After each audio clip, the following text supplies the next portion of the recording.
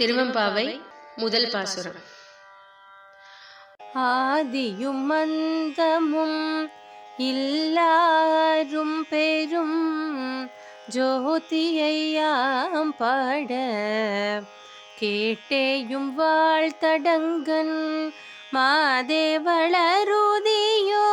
வன் செவியோனில் செவிதான் மாதேவன் வார்கழல்கள் வாழ்த்திய வாழ்த்தோலி போய் வீதிவாய் கேட்டலுமே விம்மி விம்மி மெய் மறந்து போதாரமளியின்